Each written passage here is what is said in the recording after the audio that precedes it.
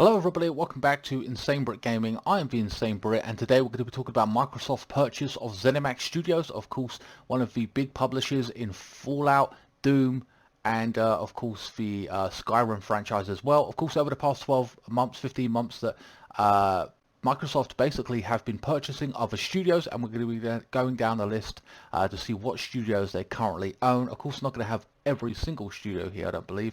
The list might be a little bit too long, but they own 343 Industries, of course, who make Halo, Arcane Studios, who do Dishonored, and Deathloop, which is a timed exclusive to PlayStation 5, and they're going to be, believe it or not, keeping that as a timed exclusive. They're not going to falter on that contract. They own Prey, they own the Fallout series and Skyrim and Bethesda Game Studios, Compulsion Games, We Happy Few, Double Fine Productions, Brutal Legend, Grim Fandango, ID Software, who own Doom and Wolfenstein, of course, as well as Quake and Rage, Mojang Studios, who operate Minecraft, Ninja Theory, who do Devil May Cry series, and of course Hellblade as well, which we know is an exclusive to the Xbox One, I believe, at this point. Playground Games, Forza Horizons, another exclusive, Rare, Sea of Thieves, Battletoads, the Coalition, of course, who do Gears, Turn 10 Studios, Undead Labs, World's Edge, oh man, Obsidian Entertainment as well with the Outer Worlds, Fallout New Vegas, and Grounded, and of course, you know, they said that basically they're looking at, they're going to be continuing to do this, buying up more game studios in the near future. So who could that be? Ubisoft? Could that be, oh man, who else we got out there? Naughty Dog, we've got EA. I don't think they go after EA, and I please don't want them to go after EA, but you know what I mean? These are all these big companies potentially could become Microsoft property. Of course, what does this mean for gamers? Well, if you're an Xbox gamer, you're in luck, because all these games will now, if a new franchise for Skyrim, or a new game for Skyrim, Fallout, Doom, or whatever, will basically all come to Xbox Game Pass on day one. And you could be forgiven for thinking that these will be exclusive to Xbox, and that would make a lot of sense. And a lot of PlayStation fans could be worried about that. Oh my God, we can't play Doom anymore. We can't play Fallout, whatever, you know, etc., etc. And that's a huge fan base you're failing to tap into, which would kind of suck, which would make those people go out and buy a console. Having said that, with Game Pass being £15 a month and you have access to all these great games up and coming on day one, it's a lot more viable for a parent or just even a budget gamer to go out and buy an Xbox at this point, because you'll have those games on day one, as well as Game Pass, a slew of games, old or new. You'll be able to play them, and with prices increasing for the PlayStation 5 games or next-gen games at £70 a pop, this is very viable even to me. Having said that, they have come out and basically said they're not interested in selling more Xboxes than PlayStation. Of course, they already already got an X amount of money coming in from the PC gamers as well. So it's kind of interesting how they're not really concerned about selling more, but of course they are going to want to sell Xboxes. That's the name of the game. But at the same time, they do have PC gamers, giving them £15 a month access to Game Pass as well, plus they sell games on the Switch. Now, as I said, you can be forgiven to think that these games will be only exclusive to Xbox, but at the same time, you're leaving millions of fans on the right here who are PlayStation 5 fans, and they're all fans of Doom, they're fans of Skyrim, and it doesn't seem right, does it? It would really be a shame for all those gamers not to get to be able to play these games. Now, do they just upgrade to the lesser version of the Xbox S version or whatever, or do they go the full route and want, you know, the full version? Is it viable? Well, it can be done over the course of 1 or 2 years. You might save up and buy an Xbox as well. And those perhaps is for the hardcore gamer like myself. I do plan on picking up an Xbox as well as a PlayStation 5. However, the smart thing to do, now that they've got people giving them money on the PC side, Switch gamers giving them money, Xbox fanboys giving them money, why not tap into the PlayStation 5 market and allow PlayStation 5 gamers to have Doom, Fallout, Skyrim, Elder Scrolls Online, whatever, on the PlayStation 5, giving them £70 a pop per game. Now, I'm not going to buy every single game. Just say I pick up one game in the new Fallout, and that, I'm happy with that, okay? And some people out there might buy all 3 of those franchises or 4 of them or whatever. So it makes perfect sense for them to put those on the PlayStation 5 and get direct money from fans of their rival console.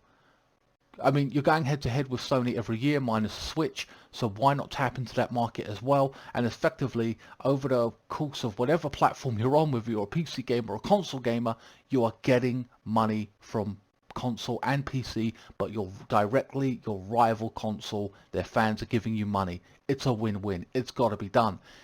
The name of the game is profit. You know what I mean? Ideally, they want to sell more Xboxes. Yes, that would be great. And they very well may do that now based on this Game Pass situation with what they've purchased. But imagine tapping into PlayStation 5 rival console, their fans giving you money directly. The money's just going to keep on rolling in over the next X, Y, and Z amount of time. And they are planning on buying more companies as well. So who could that be? Could that be Ubisoft? Will that be EA? Will that be Naughty Dog? You know what I mean? Well, one criticism that they do have, though, is that they're very hands-on, and that might muck up the creativity. And I am worried about that. If games companies cannot operate the way they want, if they're being, how should I put it? You know, being dictated to by Microsoft, that could be a bad thing. I understand that. It can happen. It might happen. That's just the way it works, unfortunately. Hopefully that does not happen, and they're very hands-off with it and just say, hey, look, we love your idea. We're going to pump the money in to make these games, and you're free to do whatever, and it will come to Xbox exclusively, or maybe over the free consoles or the other consoles as well as PC as well. So, yeah, it's looking good for gaming in general, assuming they do this. More games, but and for everyone, hopefully, regardless of what console you're on. But I do worry about the monopoly that Microsoft might have.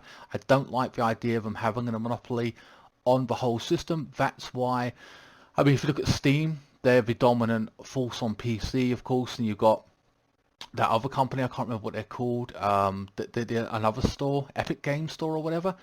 So I don't like the idea of them becoming like a Steam. You know what I mean? Dictate, like just having control of all the games companies. I don't think that's a very good thing. I want some studios to stay independent, whether it be you know, Ubisoft, Naughty Dog, EA, whatever, you know what I mean? I do want studios to remain independent as well. I think that can only be healthy and good for competition and opportunity.